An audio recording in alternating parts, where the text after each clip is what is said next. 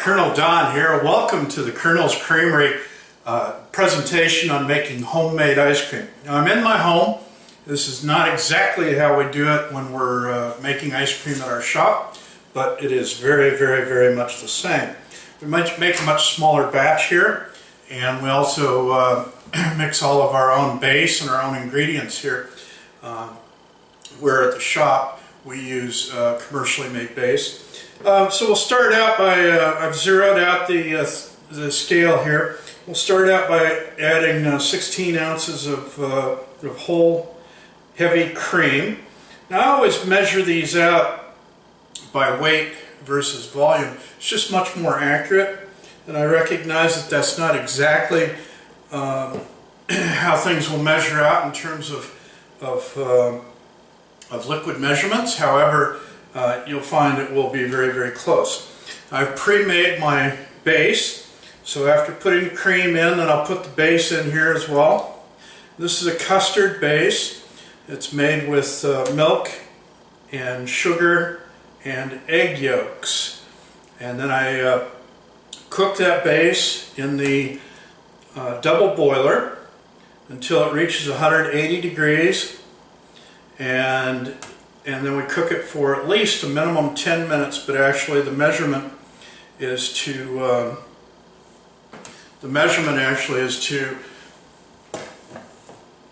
cook it until it coats the spoon. We got a little bit of a mess here, so I'll go ahead and wipe that up, just save cleanup later.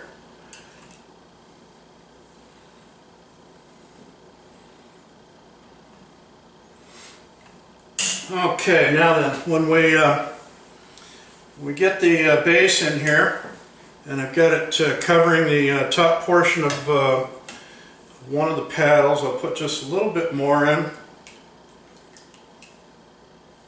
and then I'll double check the measurement here in just a minute, make sure that I have the right amount.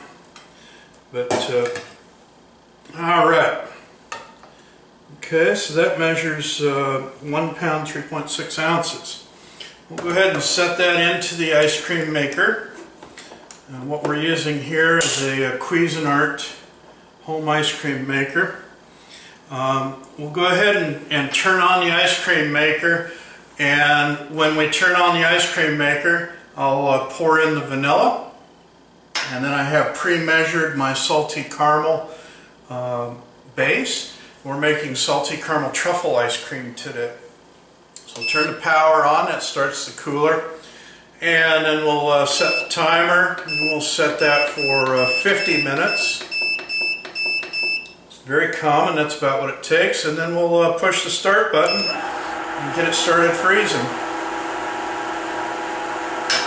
Pour in the vanilla, pour in the salty caramel base,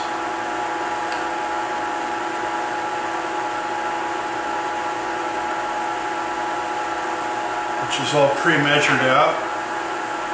We'll go ahead and put the lid on the ice cream machine here.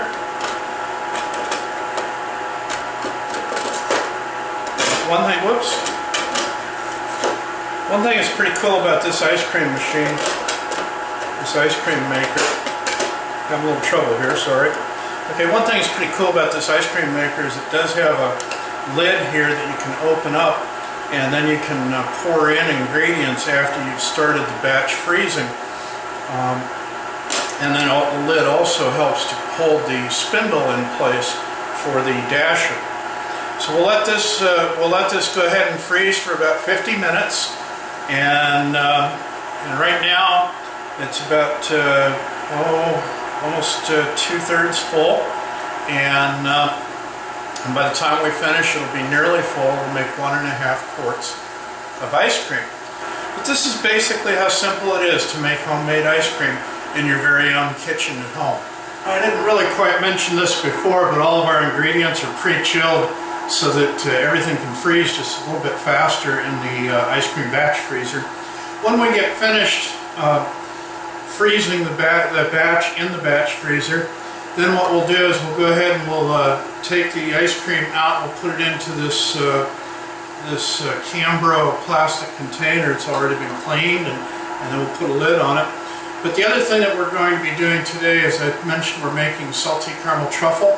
And so what we'll do is, as we're taking the ice cream out of the bowl that it's being frozen in, what we'll do is we'll go ahead and we'll mix in truffles, which are chocolate coated with salty caramel centers. And we set the timer for about 50 minutes, and in preparation of taking the ice cream out, like I said, I have the Cambro container that we'll put the ice cream in, and I have a soft rubber spatula that we'll use to kind of scrape things in there. The thing that really sets this ice cream apart, you have a robust, rich, salty caramel base, and that's enough. I mean, you could have the really nice salty caramel base, and it'll be a wonderful ice cream. What really puts it over the top is these salty caramel truffles, chocolate-coated salty caramel truffles. So it offers a little bit of texture to the bite, and so you get it's not hard, it's a little soft, but then a burst of caramel that comes out through, and the chocolate that blends with it. Chocolate and caramel is always a good mix. As my wife says, life has too little caramel. So we make nice caramel ice cream. So the ice cream's been freezing for about 35 minutes now, and it hasn't really made a tremendous amount of difference in the freezing and the texture of it, or how much it has filled the tub.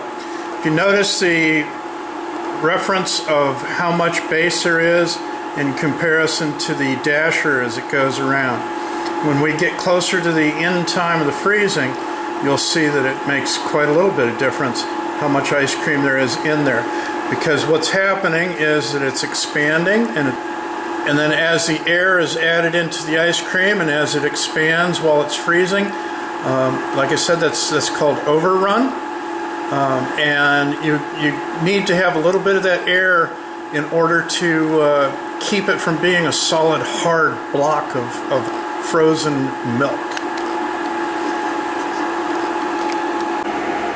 Look at the difference now. 16 minutes left to go. I'll come in from the side and we'll look at it.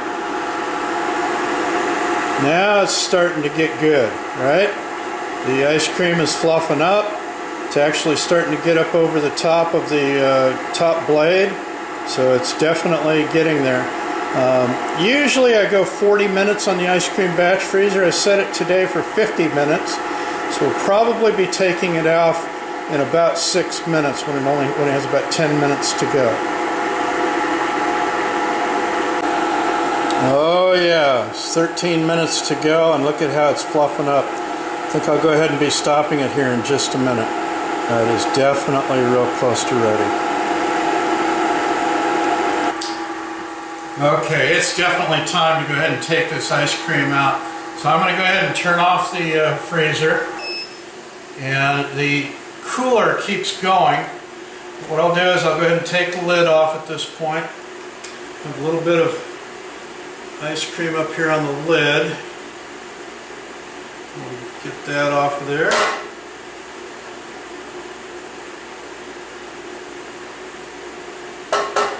There we go.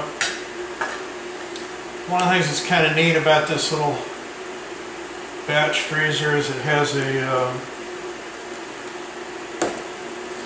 tub. It's actually a pail with a handle. Now I'll take the dasher out. Try to carefully take this dasher out. It's one of the fun things for kids. Take the dasher out and then scrape it off, and then let the kids lick the dasher clean. There's always a little bit left on the dasher, and kids just love to lick that off. I won't be licking this off right now today, but we'll give you the demonstration a little bit later. Turn the power off. That'll cut down a little bit on the background noise. Hopefully you'll be able to hear the descriptions here a little bit better. But it's pretty obvious. You just go ahead and scrape out the dasher. The blades are facing opposite directions to keep it stirred up.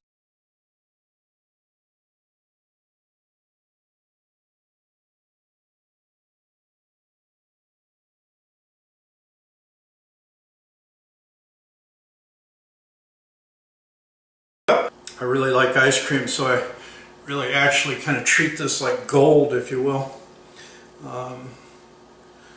So it's just part of the fun.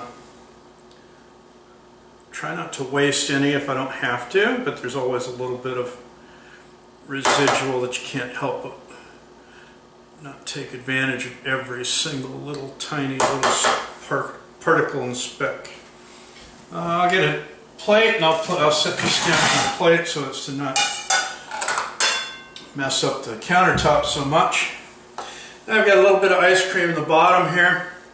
I'll go ahead and sprinkle in a few of these truffles. You want to always have a few down towards the bottom, because otherwise you get to the bottom and you're short of truffles. And people like to eat those truffles, myself included. Alright, so we'll pour a little bit more of this ice cream in here. You notice we're just going to do it in layers. So put in another layer of the base ice cream.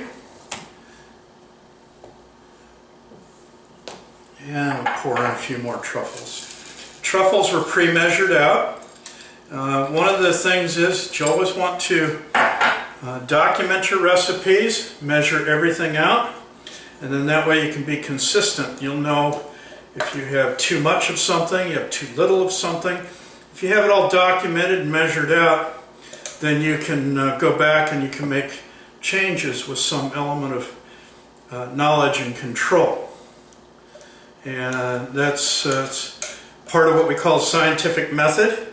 You want to have everything documented so that you can have control over the recipe, and you'll be able to identify what went well, what went wrong, and make any adjustments or changes that you might want to make.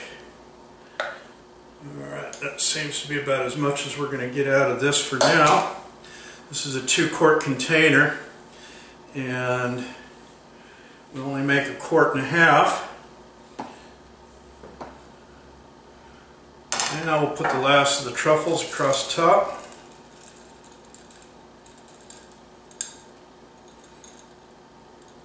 Depending on how you're going to use it and when you're going to use it, you might want to put the date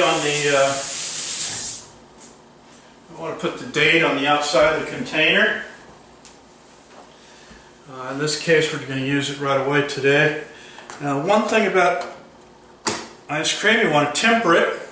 So what we'll do is we'll go ahead and put it in the freezer and let it solidify or temper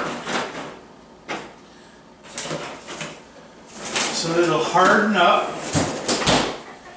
It'll harden up, and then a little bit later when we take out the ice cream, we scoop it out, it'll have a real good solid texture, and it should be a good smooth solid ice cream.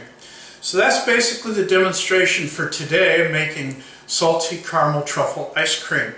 We'll be back in the future with more recipes, and we'll look forward to seeing you. It's Colonel Don saying, love your ice cream, do what you love.